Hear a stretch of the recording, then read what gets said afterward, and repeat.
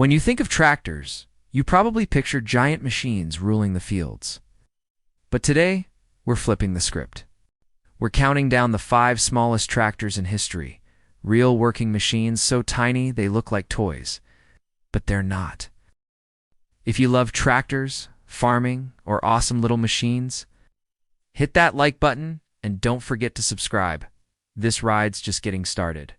Built by Sears Roebuck in the 1950s, the David Bradley Tri-Trac wasn't just a compact tractor, it was a one-of-a-kind piece of engineering. Its unique 3-wheel design made it incredibly maneuverable, perfect for small farms, orchards, and gardens. With a 6 to 8 horsepower engine, depending on the model, this little workhorse could plow, plant, and even mow. It was versatile, reliable, and most importantly, affordable for the average farmer of the time. Featuring a single-speed transmission with reverse and a front power takeoff, it became a multifunctional tool that could handle a variety of tasks. And while its production run was relatively short, its legacy lives on among collectors and restorers who see it as a mechanical gem. Today, the David Bradley Tri-Trac isn't just a relic, it's a testament to practical design and hard work in the field. Did you know about this model? Or maybe you have one in your collection. Let us know in the comments. And don't forget to subscribe for more stories about vintage farm machinery. Next up, we have the International Cub Loboya Compact Legend from the 1950s. This little tractor was a modified version of the Farmall Cub, built lower to the ground for better stability and easier mounting. With a modest 10-horsepower engine and a 4-speed transmission, the Loboy was perfect for mowing, cultivating, and general-purpose work on small farms, golf courses, and estates. Its offset steering and narrow turning radius made it surprisingly nimble in tight spaces. But don't let its size fool you. This machine was tough. With attachments like belly mowers and plows, the Loboy handled tasks that were way bigger than it looked. Plus, International Harvester's signature red paint and classic styling give it serious vintage charm today.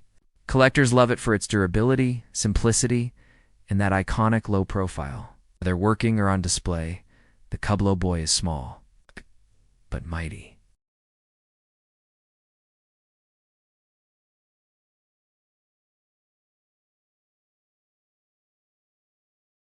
Meet the Cub Cadet Original, the small but mighty tractor that started it all back in 1961.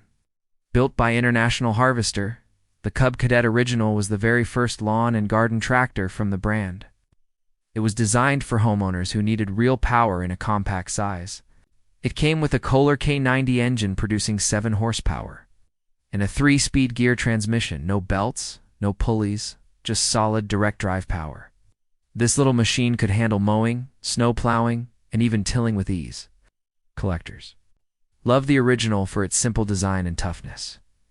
Even today, you'll find fully restored models proudly on display at vintage tractor shows. Over 55,000 units were built between 1961 and 1963. And today it remains one of the most beloved models among collectors and vintage tractor fans. The Cub Cadet Original weighed about 600 pounds and measured just 5 feet long. It used 6x12 rear tires and 4x8 front tires. It had a heavy-duty cast-iron rear end, the same used in larger IH tractors. And it could be equipped with attachments like front blades, tillers, and mowing decks.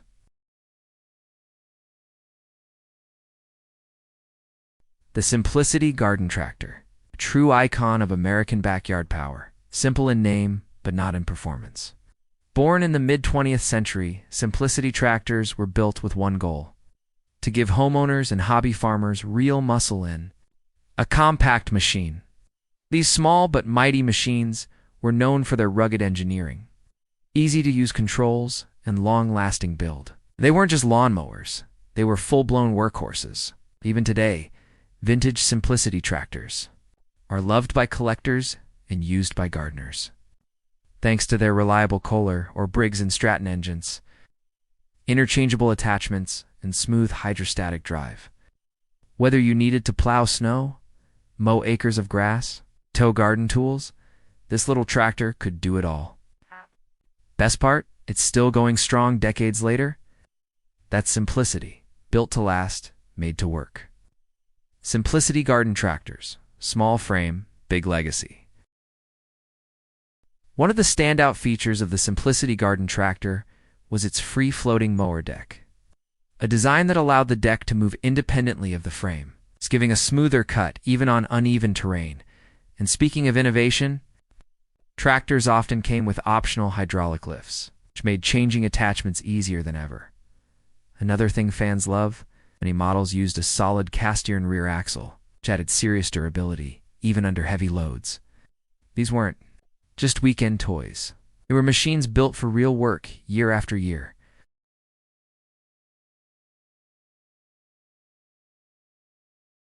Meet the Sears Suburban, the tough, no-nonsense tractor that powered American backyards in the 1960s and 70s, with a cast-iron frame and gear-driven transmission.